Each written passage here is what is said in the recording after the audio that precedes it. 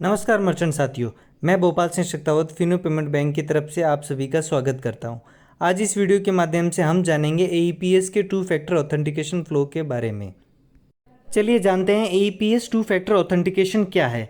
यह service AEPS से related transactions पे लागू होती है। टू फैक्टर ऑथेंटिकेशन प्रोसेस करने के लिए मर्चेंट साथी को अपना सेल्फ फिंगरप्रिंट ऑथेंटिकेशन देना होगा। यह बायोमेट्रिक ऑथेंटिकेशन मर्चेंट साथियों को प्रतिदिन देना होगा। अगर किसी कारण से मर्चेंट साथी 3 बार बायोमेट्रिक कैप्चर करने के बावजूद ऑथेंटिकेशन सक्सेसफुली नहीं कर पाते हैं तो उनको होम पेज वापस से दिखाई देगा।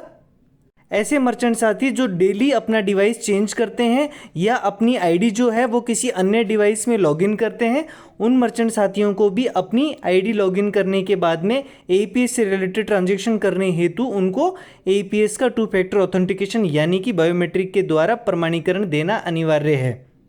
ऐसे मर्चेंट साथी जो नॉन केवाईसी के माध्यम से मर्चेंट बने हैं और एईपीएस का ट्रांजैक्शंस करना चाहते हैं तो उनको सबसे पहले अपनी मर्चेंट आईडी पर अपने आधार नंबर को अपडेट करवाना पड़ेगा। आप आधार नंबर को अपडेट करने के लिए आपकी मर्चेंट आईडी पर मेनू ऑप्शन के अंदर ऑप्शन दे दिया गया है, जिसके माध्यम से मर्चेंट साथी आप खुद अपना आधार नंबर अपनी आईडी में रजिस्टर्ड कर सकते हैं, अपडेट कर सकते हैं। इन केस किसी भी कारण से आप अपडेट नहीं कर पाते हैं अपना आधार नंबर तो आपको एक पॉपअप मैसेज दिखाई देगा आपकी स्क्रीन पर, जिसमें लिखा दिखाई देगा कि इतने दिन बाकी हैं आपको आधार नंबर अपडेट करने के लिए।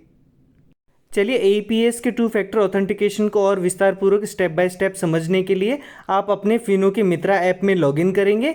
लॉगिन करने के बाद में आपको एईपीएस का ऑप्शन देखने को मिलेगा। एईपीएस के ऑप्शन पे जब आप क्लिक करते हैं तो एईपीएस का मेनू आपके सामने देखने को मिलेगा। वहाँ पर आपको किसी भी ऑप्शन पे आप क्लिक करते हैं, जैसे कि एईपीएस कैश विड्रॉल पे अगर आप क्लिक करते हैं तो यहाँ आधार ऑथेंटिकेशन का पेज आपको देखने को मिलेगा। यहाँ मर्चेंट साथी आपको अपना बायोमेट्रिक कैप्चर करना होगा। बायोमेट्रिक कैप्चर करने के लिए आपको 3 अवसर मिलेंगे। इन तीनों अवसरों में अगर आप बायोमेट्रिक कैप्चर नहीं कर पाते हैं तो आपको वापस आपकी होम स्क्रीन पर लौटा दिया जाएगा।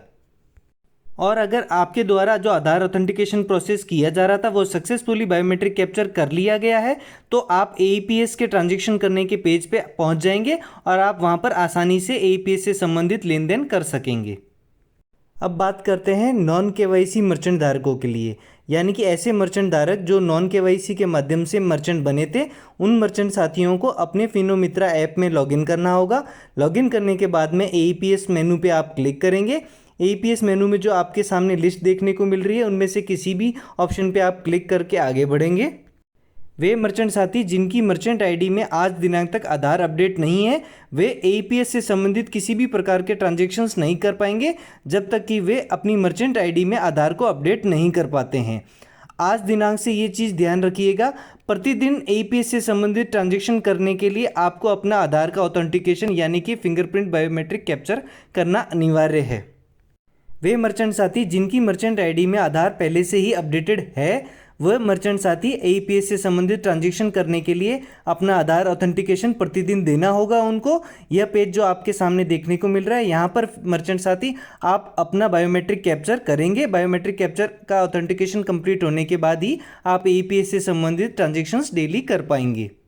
आपको बायोमेट्रिक स्व प्रमाणीकरण यानी कि बायोमेट्रिक ऑथेंटिकेशन करने के लिए 3 अवसर मिलेंगे।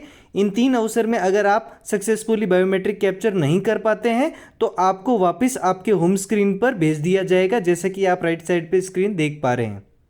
अगर मर्चेंट साथी ने अपना आधार ऑथेंटिकेशन सक्सेसफुली कर लिया है तो वह एईपीएस से संबंधित लेन देन कर सकेंगे। चलिए अब बात करते हैं ऐसे मर्चेंट साथियों की जो कि नॉन केवाईसी के माध्यम से मर्चेंट बने थे, वह उनका आज दिनांक तक मर्चेंट आईडी में आधार अपडेट नहीं हुआ है तो वो अपनी मर्चेंट आईडी में आधार अपडेट कैसे करेंगे। उनको क्या करना होगा, अपने फिनो मित्रा ऐप में लॉगिन करना होगा।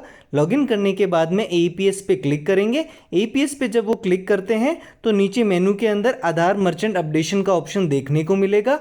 आधार मर्चेंट अपडेशन पे क्लिक करने के बाद में वह अपने आधार नंबर डालेंगे और नेक्स्ट पे क्लिक करेंगे। नेक्स्ट पे क्लिक करते ही बायोमेट्रिक कैप्चर करने का ऑप्शन देखने को मिलेगा, जहां पर मर्चेंट साथी आप अपना खुद का बायोमेट्रिक कैप्चर करेंगे। बायोमेट्रिक कैप्चर सक्सेसफुल होने के बाद में मर्चेंट साथी के रजिस्टर्ड मोबाइल पे एक ओटीपी प्राप्त होगा। वहां से ओटीपी लेकर आप यहां दर्ज करेंगे। जैसे ही आप ओटीपी दर्ज करते हैं तो आपको राइट साइड में जो पेज देखने को मिल रहा है आधार अपडेटेड सक्सेसफुली का स्क्रीन देखने को मिलेगा और आपका आधार सक्सेसफुली अपडेटेड हो चुका होगा।